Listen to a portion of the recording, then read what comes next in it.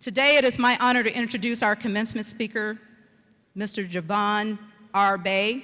Mr. Bea is the president and CEO of Mercyhealth, or as many of you may know by now, that Mercy and Rockford Health Systems recently merged to form Mercyhealth. Javon has extremely close ties to Auburn and Rockford because at one point he was sitting in that exact same seat that you are sitting in. He told me it was back in the 1970s, but I'll let him clarify that. A simple Google search will tell you all you need to know about Javon's success as a leader. But what you don't know is about his humble beginnings. His family of 14 struggled to make ends meet, and at age 8, he got his first job. He was cutting lawns and shoveling snow in the neighborhood.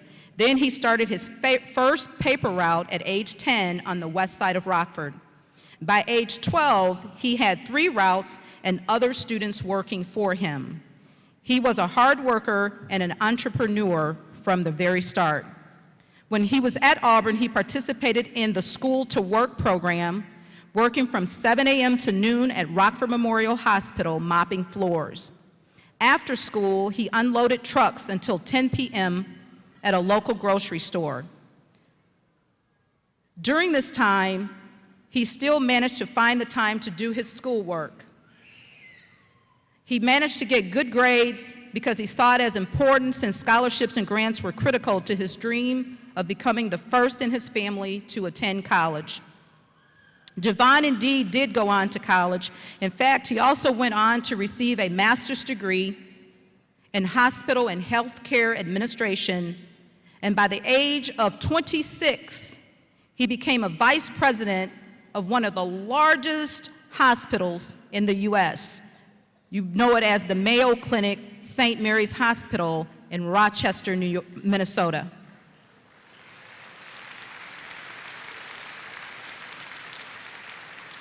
Today, he is the CEO of a health system he spent 25 years growing from a $33 million in revenue to a $2.5 billion healthcare system with 80 facilities in 2 states that employs more than 7,500 people, including over 700 physicians.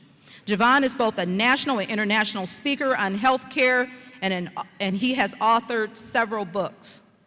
He has received numerous awards, including the Malcolm Baldrige National Quality Award, the highest award for quality, which he received from President George W. Bush in the Oval Office in 2008. He has had a remarkable journey, and one we are so happy that he has generously agreed to share with us today. Please welcome our commencement speaker, Mr. Javon Bea.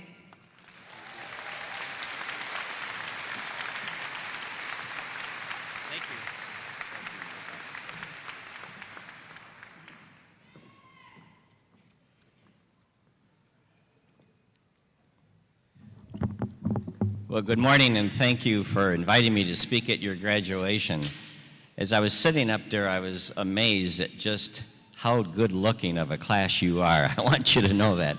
A lot of attractive young people out there. Graduation is a very important time in your life. It's a milestone. And as I think, as Jessica just mentioned, you start a new chapter in your life. And I would also like to just take a moment to congratulate your parents, family members, friends, and teachers who I'm sure have provided you great counseling and support throughout your high school years. You know, it's hard to believe, as Ms. Hawkins referred to, that it's been 46 years as part of the Auburn graduation class of 1970 since I walked across this stage. And it seems like just yesterday that I was sitting in your chair as I was looking out at you, but I have to admit, the thing that was, perhaps the only thing in my mind was I was really hoping that at 5'6" tall, I wasn't going to trip over my 6-foot gown as I walked across the stage. And you notice when I told them that they didn't put a gown on me today. Well, anyway, it's a real privilege to share some important life lessons that I've learned throughout my journey. I appreciated hearing Jessica's life lessons. But I went to high school in a very turbulent time. It was the era of the Vietnam War. And upon my high school graduation, every U.S. male in the country received a graduation gift from the United States government, and it was called a draft number. And then we began to wonder, after receiving that, if we would end up fighting, perhaps dying in Vietnam, before we had much of a chance to do anything else. So that provoked a real strong counter-reaction by the kids in my generation. The government, the police, parents, everyone in authority was the enemy. I wonder if some of you maybe feel like that today, because it really isn't any easier to grow up today than it was then. Today we face national terror threats, a struggling economy, extreme peer pressure, very high rates of anxiety and stress. Today, texting and social media means that in an instant, messages and pictures can take on a whole life of their own and can follow you wherever you go. But know one thing, your struggles, your hardships, your roadblocks, they can be your greatest advantage. Looking back, my greatest strength, the thing that made me the man I am today, was the struggle. The first lesson I learned growing up was that, for me at least, my biggest advantage was that I had no advantage. Let me say that again. My biggest advantage, as I look back over 40 years, was that I had no advantage. I was number 11 out of 12 children in my family. My father was a printer at the Rockford newspaper, making less than $12,000 a year. And all 14 of us lived in a small 3-bedroom home on the west side by St. Patrick's Church and school. Now think about this, ladies and men. We had one bathroom for all 14 of us. And my 5 brothers and I shared a small bedroom on 3 sets of bunk beds. It was kind of like growing up in an army barracks. There never seemed to quite be enough food, and I had to fight for my share. And the reason that I started looking for work at the age of 8 in the neighborhood and in paper outs was that when I was 8 years old, the ice cream man, I remember distinctly coming down the street, and I ran to my mother and asked for a nickel so I could buy a popsicle, and she didn't even have a nickel to her name to be able to give me. So at the age of 8, I had the realization that if I wanted a popsicle or anything beyond a bed and some basic food, no to hand-me-down clothes, that I was going to have to earn it.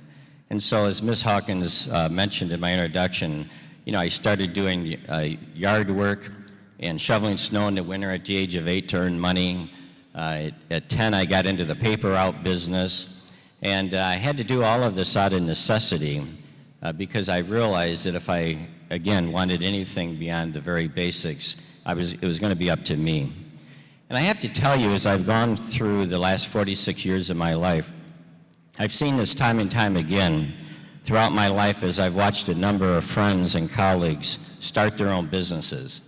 And remarkably, almost without fail, the most successful, the ones who truly make it, are those who actually you would least expect. They're the hungry ones, the ones who seem to have fewer resources than everybody else. And why is it that the hungry ones seem to make it? Why is that? Because they have to, right? They have no other option. They have no one else to fall back on.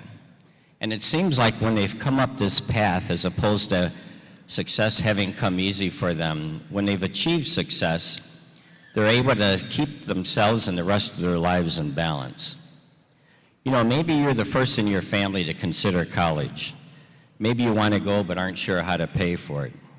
Maybe someone in your family is sick and needs help.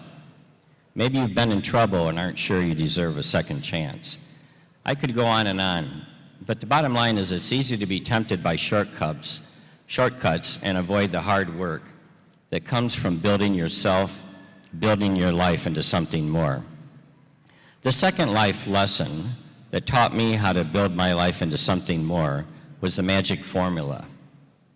Now, this is key, okay, because I do have a magic formula for success. The magic formula is actually relatively simple, and it's the need to suit up, show up, and do the next right thing each and every day. You've got to have enough determination over yourself, enough self-discipline to suit up, meaning dress appropriately, whether for school or work, and half the key to success in life is just showing up to wherever you're supposed to be and then doing the next right thing. This may be going to the 8 a.m. class at college instead of sleeping through it. This may be showing up on time each morning for work.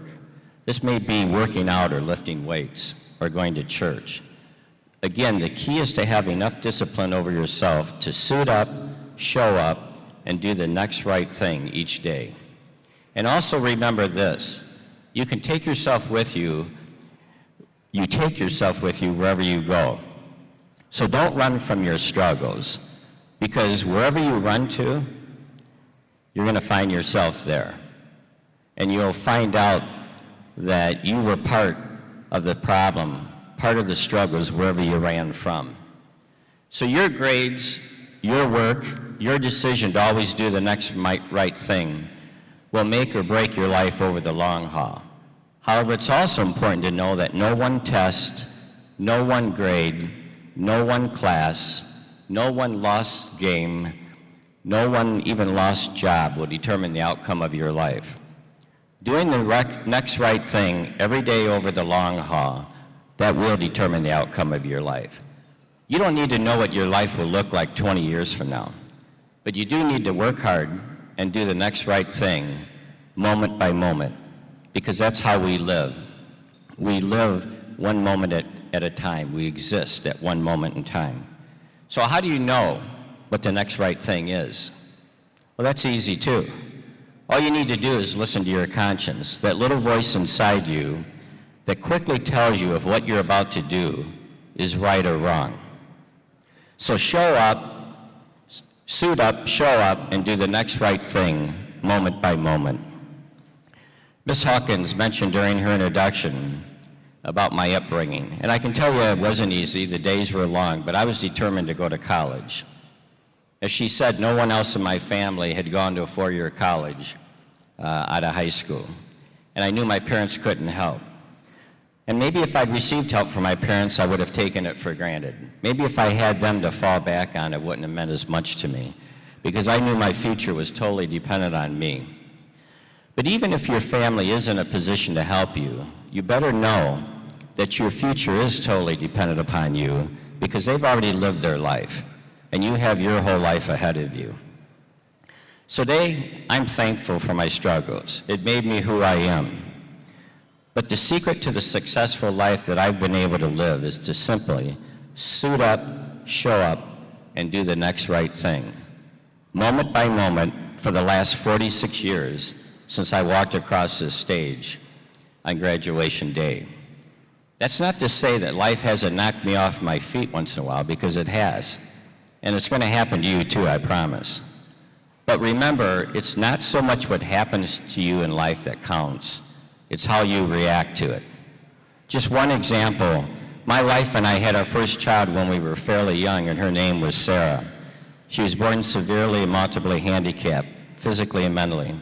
Sarah needed help with walking, feeding, dressing, bathing, toileting, help with all activities of daily living. Sarah understood a lot, but she couldn't speak words. This could have, for many married couples in their early 20s, have torn them apart and wanted to run from the struggles.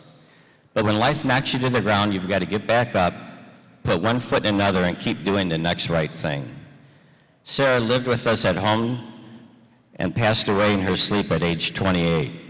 She had a very happy life, and without my wife and I realizing it, Sarah turned out to be an inspiration to many, most of all her siblings. All 5 of her younger siblings and brother helped take care of Sarah, and they saw how hard she had to work to even climb a flight of stairs. Everything in her life was a struggle and a challenge. So our other 5 children intuitively learned from Sarah to suit up, show up, and do the next right thing, to work hard and develop all the abilities that God had given them. And as a result, all 5 of them have achieved their success. Life will knock you to the ground or throw you a curveball once in a while, but remember, it's not what happens to you in life that counts, it's how you react to it. The challenges I faced in life of not having any advantages growing up and the curveballs thrown my way have made me who I am today. So today I challenge each of you. Take anything that stands in your way and embrace it. Let it light a fire under you.